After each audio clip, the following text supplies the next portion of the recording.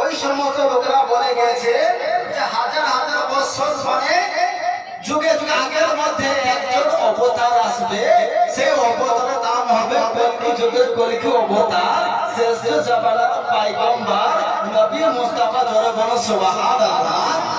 সুবহানাল্লাহ। নবী মুস্তাফা এসে সমস্ত ধর্মকে কি করবে? কুকর্মকে, সমস্ত খারাপকে, সমস্ত মন্দকে, সমস্ত কুকর্মকে ধূলিসাৎ করে ধ্বংস করে দিয়ে ইসলামের ডাঙ্কা বাজিয়ে ইসলামটা সত্য ধর্ম প্রকাশ করে। জোরে বলো সুবহানাল্লাহ।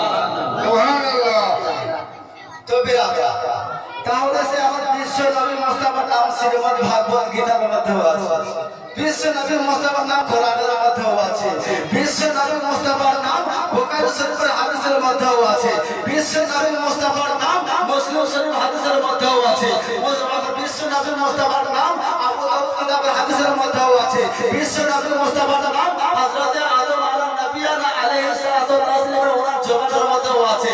আমার বিশ্ব নবী মুস্তাফার নাম হযরত মুসা আলাইহিস সালাতু ওয়াস সালামের ওনার জবানের মধ্যে ছিল।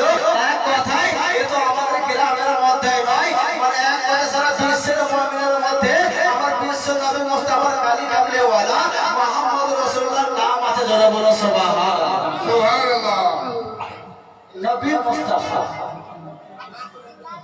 এ নবী মুস্তাফা কালি কামলেওয়ালা সুবহানাল্লাহ। হযরত মুসা আলা নবিয়ানা আলাইহিস সালাতু তাসলিম, হযরত ঈসা আলা নবিয়ানা আলাইহিস সালাম, ওনারা কোন সাধারণ ব্যক্তি? ওনারা কোন সাধারণ ব্যক্তি ছিলেন? নবী।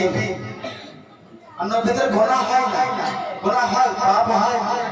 তো হযরত মুসা আলা নবিয়ানা আলাইহিস সালাতু তাসলিম আর হযরত ঈসা আলা নবিয়ানা আলাইহিস সালাতু তাসলিম আল্লাহর কাছে আল্লাহ পাক রব্বুল আলামিন